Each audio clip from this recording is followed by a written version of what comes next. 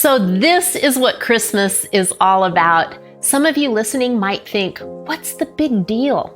It was a baby that was born years ago and he grew up to be some 30 years old and died, and now it's just a story that lives on. But no, it's so much more than that. He not only came as a virgin birth, but he was born, he died, and that's not the end of the story. He rose again. He conquered sin and death. There is more to it, folks. Jesus is alive and well within us. And if we accept him, he will live inside of us with his spirit. When we talk about the spirit of Christmas, have you ever really thought about that? The spirit that's being referred to is not just a feeling or an emotion. It's the Holy Spirit that lives inside of you.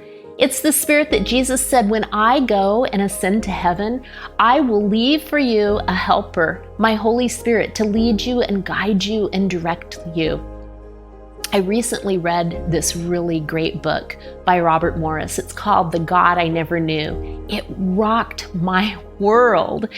It put the Holy Spirit into an easy perspective to understand, and I'd highly recommend that you grab that book and read it and understand the Spirit of God that can walk with you and talk with you and live inside of you as a helper. It'll change your life. It'll make you think about things differently.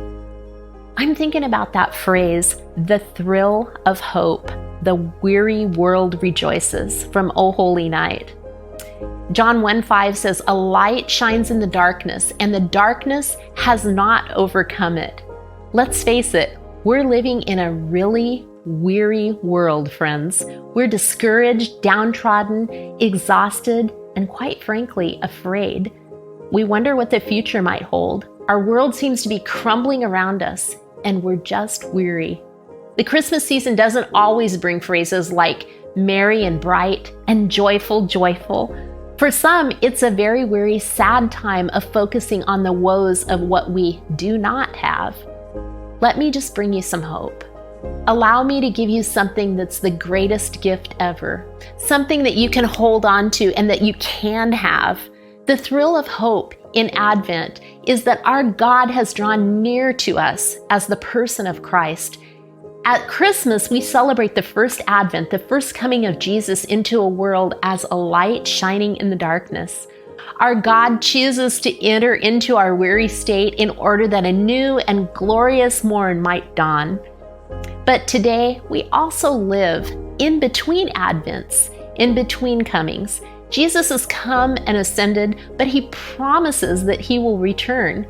And this is the thrill of hope that we must cling to today, that our God has entered into our darkness, wants to redeem us, and he'll do it again to bring us once and for all into his glorious light. That light that shines in the darkness, and no matter how bad things can be, the darkness will not overcome it. His light will shine greater. The Bible tells us in 1 John 4:4, you, dear children, are from God and have overcome them, because the one who is in you is greater than the one who is in the world. Yes, that is what we rejoice in, and we find ourselves sometimes weary that our God has promised to come again and make all the things right, and he is faithful. Have you placed your hope in things other than Jesus? Do you have Jesus? Is he living inside of you? Is his Holy Spirit a part of your everyday life, not just at Christmas? If you have never accepted Jesus into your heart, I want to give you the opportunity to embrace him and do that today. There is more to life. He's promised that he gives a life abundant, a life that's fuller. We don't have to walk in darkness. We can walk in the light of who he is. I really love you, and I'm praying for you, and I'm walking with you, and I'm cheering you on in this life. And I just want to say, God bless you, and Merry, Merry Christmas.